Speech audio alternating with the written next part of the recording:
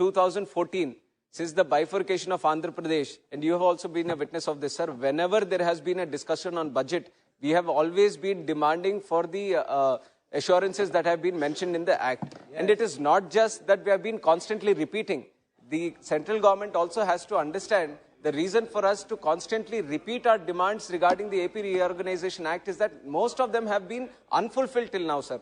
So which is why, once again, I request the central government to fulfill all the assurances that have been mentioned in the AP Reorganization Act. Some of them I want to briefly highlight. Some have already been mentioned by my colleague Jaidev Gallaji yesterday in his speech in this supplementary demand for grants. And one of the most important ones, sir, is the establishment of railway zone, sir. This has been a long-lasting demand, and we felt very happy when it was mentioned in the AP Reorganization Act. But it was announced 3.5 years ago by the central government themselves. But even today, when even the budget of 170 crore rupees has been budgeted for this creation of new Visakha railway zone and also new Rayagada division also, sir. But only 106 has been sanctioned.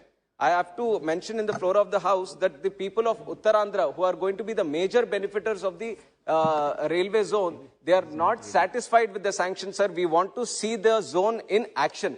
Only then it will be the fulfillment of this railway zone, sir. For that, we request the central government to fulfill all the budgetary requirements for the creation of new railway zone in the state of Andhra Pradesh. And also, I don't know why there has been an unjustified decision to remove Voltaire division completely. It was one of the most profitable divisions in the country, sir. Without any solid reasoning, without any solid justification, they are simply removing the Voltaire division, which is not right. So once again, I want to demand the central government to include railway zone in its Voltaire division in its entirety and to continue its existence in the South Coast Railway Zone, which has been announced.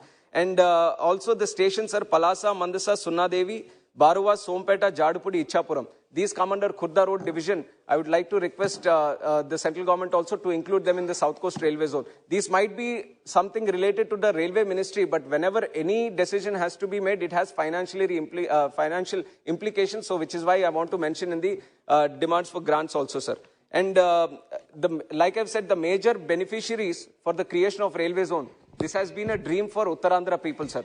New railway lines, new trains, new station developments, new infrastructure. So this is going to help in the economic development of especially Uttarandhra region. So without any further delay, let the central government bring the zone into existence and into operation. That is my strong demand to the central government through this speech, sir. And also, Visakha steel plant. Not just this, sir. The central government has been constantly deciding on privatizing many of the PSUs.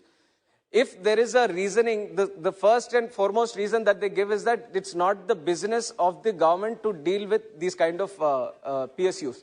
Sir, if there are hundreds of PSUs in this country, and if such a reasoning is being made and to privatize, if you feel that it's not our business to get into the working of these PSUs, then if you pick up unprofitable units, and then if you start privatizing, maybe somewhere it makes sense. But this Visakha steel plant is one of the most profitable units in the country. And steel is such a strategic asset for this country, sir. You can't depend on other countries when it is such an important major attribute in the nation building of this country. And you have seen from the Russia-Ukraine war crisis and also in the Europe how much dependent they are on China. And suddenly they are facing a crisis right now. And we are speaking of Atmanirbhar Bharat. Then it doesn't make any sense that a steel plant which is so powerful, which has a great potential like Visakha steel plant, it is being privatized. Even after the announcement of privatization, it has been going into profit, sir. With the working of the labor there who are dependent on that, it is one of the most profitable units today. So there is no reason to privatize this Visakha steel plant. I would like to request demand the central government to rethink on its decision, sir. And also along with this, there are some issues regarding, sir, I'll complete in 2 minutes. Not a single second more than 2 minutes. 1 minute. Conclude within 1 minute. Sir, regarding the Visakha steel plant employees issue also. It's over. That issue is over. Next. Sir, just one line I want to mention for the employees, sir. Sir, after the disinvestment decision, promotions, filling of vacancies have been stalled for last 2 years, sir. Sir, this is a separate decision which might happen, might not happen. But why stop the vacancies? Why stop the recruitment? Why stop the promotions? This is not right, sir. And also, there are displaced persons who have donated their land for the creation of steel plant. For so many years, they are waiting for additional employment.